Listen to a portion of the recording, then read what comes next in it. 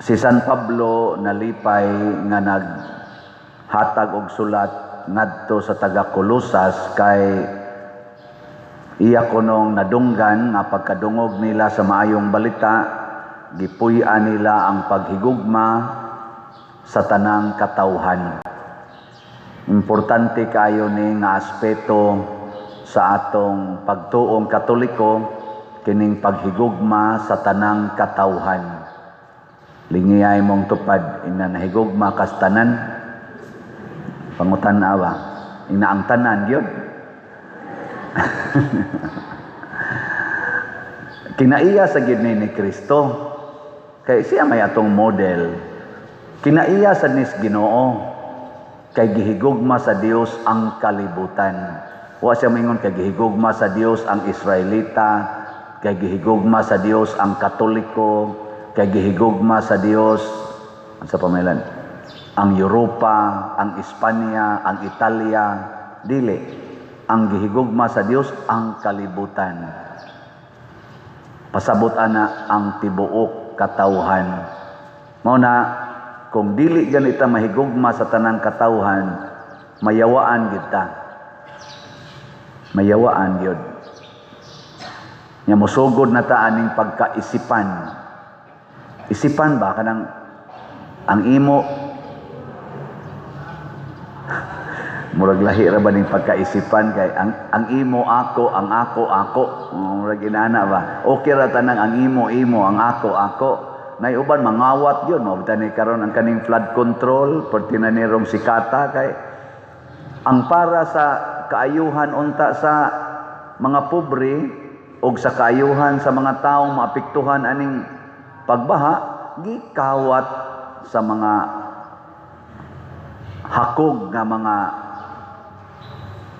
leaders o mga contractors na manganiro yung bagong kanang pinakasikat ron sa mga contractors na ay pila to 28 man to giingon pero 40 man kuno to kapin unta ang kanang porting mahalag sakyanan giadto dayos Bureau of Customs, duha na lang kabuok nahibilin dito sa ilang parkingan, duha na lang kabuok ng lupad ng mga sakyanan. Ambot og naanod bakas baha. Basig nada sa flood kay wa makontrol nila ang flood. Naanod siguro to.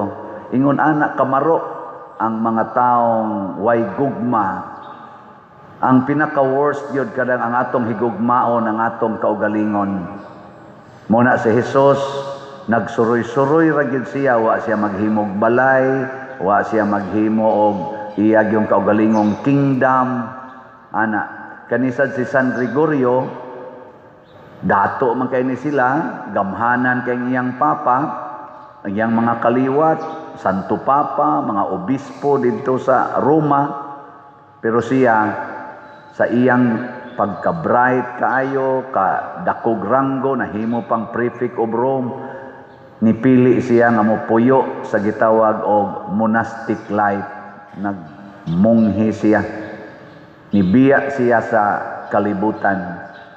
Nga, giordinahan siya pagkadikon, gisugo-sugo siya sa Santo Papa, alagad siya Santo Papa, paghusay ani mga conflicts, hangtod na himo gyud siyang Santo Papa. Murag wa ni siya moagi pagkapari, na ditso ni pagka Santo Papa. Nahiuban, nahimo ng kardinal, wa lang gyapon masanto Papa. Pero ambisyoso kay mahimong Santo Papa, makig-away pa sa mapili nga Santo Papa. Pero kani siya dikon, di ta gid siya gusto, kay ganahan ra gid siya sa monastic life. Pero gihimo man gid siyang Santo Papa, iya sang gi-discharge ang iya gyung duties, mo nang nahimo siyang gitawag og the great doctor of the church. Aron paghusay sa tanang tao, ang iya gyung hunahuna, ang tanang katawhan magkahiusa. Although di gid na siya mahitabo, hangtod na lang matapos ang kalibutan, dili na mahitabo nga magkausa gid ta kay naa man gyud mga buangon, hasta gani rong nanimba din nagsagol man gining buangon ug ang buutan ambot pila ka kabuk buutan aning naglingkod, apil na ning nagbarog. Naa magina mga buang ug kabuotan pero nindot lang unta nga bisag naa na bisag dili gyud ma-perfect 100% nga magkahiusa ta, at least kitang mga Katoliko ang atong gugma naas panaghiusa. Ug unsaon man aron magkahiusa, ang atong guiding principles mao gyud ang pulong sa Ginoo. Mao na gitawag og maayong balita. Ug unsa may pulong sa Ginoo, kanig yung gugma, pag-alagad ug pag-antos para sa usag-usa. Labi na gyud ang pagpuyo dihas kamatuoran. Kining kamatuoran usahay sakit biya sa dawaton, usahay sad masuppo sa ta usahay. Karon lang bag-o na ay ni comment nako, Padre, di ba imong gi-announce pag hatag nimo sa imong gitawag og comprehensive report nga kanang napalit sa San Vicente Ferrer Parish na apil ng imong inuba, nganong gasigi pa makagdadaan na dihas Compostela nga naapil man na sa napalit sa San Vicente Ferrer Parish. Kanabitan mentality nga ang San Vicente Ferrer Parish lahi kaysa sa Compostela Parish. Di gina Katoliko ng panghuna-hunaa nga ang simbahan sa Compostela dili angayan nga mag-raise og funds para itabang sa laing parokya. Sa diha pa ko sa San Vicente Ferrer Parish, nitabang ta sa more than 20 parishes throughout the Philippines. More than 20 parishes. Nitabang ta sa Kapilinya di Fatima nga di man to nato project. Nitabang ta sa kang Bishop Chupilo Kamomot nga Thanksgiving sa iyang pagka-venerable ni raise tag funds dito sa San Vicente. Nagpasalamat lang sad ko nga kining taga Compostela nitabang sad ni didto sa San Vicente sa panahon nga didto pa ko. Karong ni anak ko dinhi kamunay akong territorial parishioners, ang taga San Vicente na say akong online parishioners. Nya mo tong akong gitubag, akong giingnan kanang inuba, ako nang naapil sa report kay naapil man na og kapalit. Practically ang tanan akong gisulob og tanan akong gigamit samtang didto pa ko sa San Vicente, pwede na kong ingnong napalit tungod sa San Vicente Ferrer Parish. Kaya ang akong mga kwartang gigamit, stipend o uban pa, tuwa mas tibuok parokya. Ana. Mo nang ningon ko ang kaning inuba naanis akungan kay ang desisyon ani gikan sa Pastoral Council o Finance Council, may desisyon sila nga pailisan tong akong multicab nga sakyanan kay basin ko nog mo-overheat, mutiri ko bisan asa, daghan ra ba kong appointment sa layo-layo. Gusto sila nga kanang arang-arang nga sakyanan. Nga to nga, gipugos ko nila adtong palit niya. Ningon ko, ako lang ni ipangaan sa parokya. Sa ayaw, pader, dadana. Gani, usa sa head sa Pastoral Council, maoy ni hatag og partial payment ngadto sa Toyota. Ako lay partial pader sa down payment. O niya, ikaw na lang sa monthly. 5 ka tuig jud kong ga-monthly ana, gikuha na ko gikan sa akong stipend niya tag 28, almost 28,000 kada buwan ana. Amo nang gidaan ako dire. Nya niingon din siya nako pagbaos og text, ingon siya nga klaruha ba? Nako pila kay natampo niya sa slot ani no. Interesado man kay siya nakapalit ba jud ni siya slot. Nay mga tawo ingon anak mga isipan kay tanan, may kaayong muduki-duki basta kwarta nay hisgutan, basta mga butang gani nga ma-acquire nila, kusog kay sila mo subay-subay ana, pero padunita patabanga sa mutabang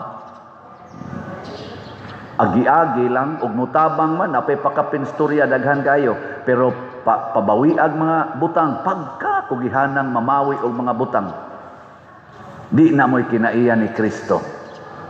Si Kristo giaksyon nagbawi sa taga Kolosas, gipangita siya samtang naglakaw siya dito, niingon ni sila, nangita nimo ang tanang tao, dinhi na lang ka. Ingon si Jesus, dili na pwede. Moadto gyud ko sa tanan, kutob sa kong maabot kay maunay akong misyon. sa pag-anhis kalibutan. Kita sa mga igsoon, ang atong misyon maong paghigugma gyud sa tanang tao, ang pag-alagad sa tanang tao dito sa ako lang hisgutan ang sa San Vicente o sa ang akong gibuhat kay mamao sa nay buhaton nato dinhi. Dito pa mi manghatag mig bugas hapit 5 ka kilo nga packed rice, hapit ka 4 kada tuig. Nya mag-average og 2,000 to 3,000 ka pamilya among tagaan. Why pili bisag unsa pay imong relihiyon nga tuwa didto? Nangayo sa mig mga balay, wa say pili basta perting ngilaras imong balay, among himuag balay nakahimo ta dito balay mga 151 ka balay didto. Why pili na? Although di sad mi mamugos og laing kag tinuhuan nya moingon ka ay lang na katoliko man mo di lang ko magpaayo na akong balay, di lang ko mudawat anang bugas, di lang sad nimo mamugos. Pero sus hastang laing tinuhuan kusog mo linya. Masoko pag dili taga ano wa man ko giapil sa lista. Nga kanisa usahay mga chapel leaders timan-an man sa nila ang kanang mga dili ba kayo aktiba o dili gyud katoliko. Ay nagiapil kini na katoliko do ana mo. Nako amala ayaw mo ana ha, ayaw gyud mo ana. Kun lisod gyud kaayo mo na itong tagaan. Why pili? Kay ang gustos Ginoo higugmaon gyud ang tanan. Muna pasalamat pud ko na ay mamalit na tugslat nga lain-lain sa tinuhuan. Mangabot pa ngadto sa parokya. Mangadto dito. Napay uban to mga pastors, magdapas sila mga kauban, magpa-picture nako, nya moingon na yon, padir namalit mig slat, nako asa man mong parokya ha? Ay padir dili bitaw mi katoliko. Nako unsa man sa malingaw lamin nimo mo nang nibisita mo diri nako lawi kauwaw nako ani di mo katoliko. Sa dili ana. Adto kog mga restaurants, mukalit lang na aditoy nangaon, mubarog lang kalit, magpa-picture. Nya inig-ingon ako asa di mong parokya ha? Sa di padir kuan mi ana no laig katoliko o laig tinuhuan ngano man di ta pwede maghigugmaay og lain mong tinuhuan, di ta pwede magtinabangay og mag-alagaray og lain mong tinuhuan. Samot na gitang mga katoliko mao na hilas kaayo, laway kaayo kung kitang mga katoliko mismo mag-away-away ta tungod anang mga kwarta, tungod anang butang mga isipan kay tas tanan. Gilingay mong tupad, di ka isipan. Ingna ba? Anong naingon ana mo na? Tungod na kay giyawaan ta.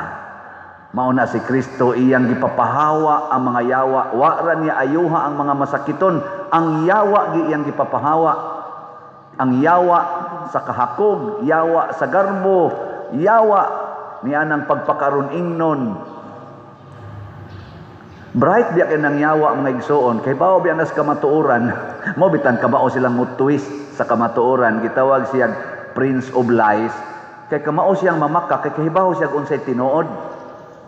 Mo nang pagsulti nila, unsay imong sa tilang gingon sa ilang gisulti dire limot na mahinom ko ato ento dapita niingon dire ang yawa, ikaw mao ang anak sa Dios. Singgit sila nga tong Hesus ba, ikaw mao ang anak sa Dios. Kita o matakhibaw kamo siguro mo nga si Hesus anak sa Dios. Way klaro pero ang yawa klaro kay nas yawa, pero unsa may giingon ni Hesus? O gipinahan sila ni Hesus sa dili pagpanugilon kay nasayod man sila nga siya mao ang Mesiyas. Nganong di man sila papasugilon ni Hesus kay ang yawa iyang itwist ang kamatuoran. Muna kon ang atong gisulti dili na gani mo'y atong gipuy-an, mura na tagyawa. Kanang atong gisulti ba, ang atong nakatunan dili mo'y atong puy-an, mura na tagyawa. Nakatawanan kayo ang atong mga lawmakers kasagaran mga lawbreakers. Asa ka mangita na ay mga apply mahimong head sa atong ombudsman. Unya na ay daghang kaso or na ay kaso sa ombudsman. Ang naikaso sa ombudsman, mga-apply pagka-head sa ombudsman.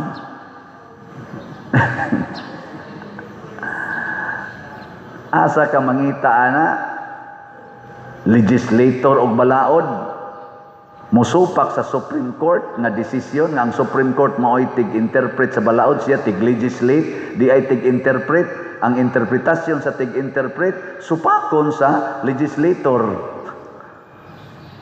Ang nanong ga-legislate mamog balaod, nga inyo raman dayong supakon, di man day mo ganahan o i-apply ninyo. Nga naman, kay lagi ang nakatunan, dili mao'y gustong puy-an.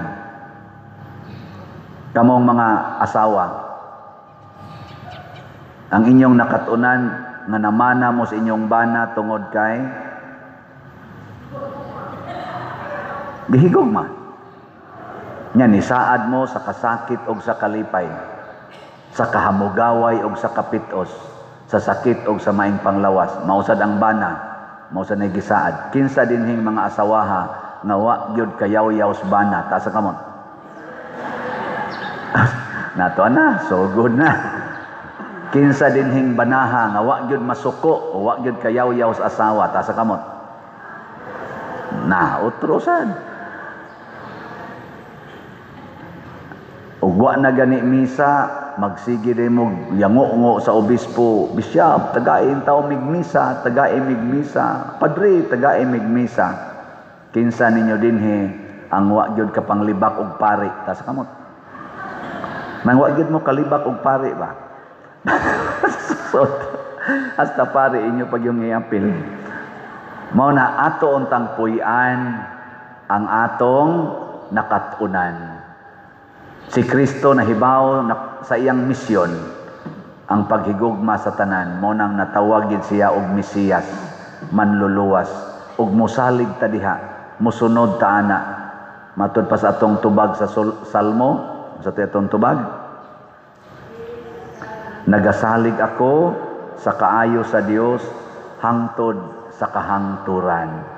Ako bisan tuod hinay kayong halin sa atong slat, nagsalig yung ko sa kaayos Ginoo hangtod sa kahangturan. Bahala naghangtod sa akong kamatayon, magsikog baligyag slat, ako gining himuon. Mo na amang halin, no? Pero kamo nga wa pa mo palit og mo palit mo ani, nagsalig sad mo sa kaayos sa Dios hangtod sa kahangturan. Mo na update lang ang atong God's reward and complete elation or grace. Na natay halin nga 50,198 ka slots, na apay 649,802 ka slots nga available, tag 100 pesos per slot. Nya do na ni 70 slot challenge nga tag 7,165 na ang atong challenges nga nadawat. Nya ang atong Protection and Prosperity of Santiago de Compostela or PPSC, ang atong halin niabot nag 13,086 ka slots, 86,914 pa ka slots ang available, tag 100 pesos per slot. Nya do na ni 162 slot challenge nga tag 16,228 na sad ka challenges ang atong nadawat. So pakpakan nato ba Adtong Domingo, nagyaw-yaw ang pipilian nato ka mga kaigsuonan kay nilapok og maayo dinhing atong palibot tungod sa kaning lapok og sa uwan. Unang ako man tong gi-announce nga may untag naay makadungog bisag mo abono lag anupog. So nanay ning text nako pader og maayo ang init karon, amo na nang abunuhag anupog diha ang atong parking areas. Itong pakpakan. Ako rabang gilingi-lingi karon wa para bay ni abono. So, basin pa. Kasi pag di ni muuwan tibok simana, makaabot yutong kuan. Nako, palihog lang niya og kuan. Kana ganing ipison, ana, no? Ya, og mabutang na ang mga abono nga anupog, di na kayo mulapok, di na kay tanto mulapok. Basig ang sunod na sa nato anang ipadungog-dungog, ang spalto na sad. Pero og naagi mga taong ingon ana bitaw, kanindot ana. nahigugma sa tanan. Ang atong LGU nagsuporta nato, kita sad nagsuporta sa LGU. Ang atong Philippine government nagsuporta sa simbahan, ang simbahan nagsuporta sad sa Philippine government. Mao nang nganong ato pa man ginang himuong isyu kanang separation of state and church, nga sa pagtabang sa katawhan kinahanglan magitang maghiusa. Separation of state and church in terms of doctrine and kaning gitawag na tog nature sa atong existence. Pero sa pagtabang, we are supposed to be collaborative or in collaboration. Mag-collaborate yun ang church o ang state. Muna din sa ato, pasalamat ko sa atong mayor, sa atong mga kapitan, sa atong kuan pagani, governor o uban pa, mga matinabangon kay sa simbahan. Maapil punta dinhi. Kita sad kutob sa mahimo umulo nato ang atong katawhan nga mahimong mga maayong lumulupyo aron munindot sa dangatong gobyerno. Sundo nato kita mga Katoliko ang patakaran sa Katolikong simbahan, wa gid ta tudloi aron mamakak, aron mangawat, aron maghinakog, aron magdinao. Wa ta tudloi ana sa atong simbahan. Puy ana natong mga Katoliko munindot ning atong nasod. Kanang mga Katoliko nga mga leader sa atong gobyerno, gikan sa presidente hangtod sa barangay officials, pagpuyo mo sa inyong Katoliko nga kinabuhi, munindot ning atong nasod. Apan kung dili mo kapuyo sa Katolikong kinabuhi, malusno gining atong nasod. That is our mission. That is our duties and responsibilities. Last na lang lingi sa imong tupad. Ing na sugod karon. Ing na ba? Magpuyo na gyud ko nga magsigig palit og slot. Dita. Ayala na magpuyo kong maalagaron. Ana ha?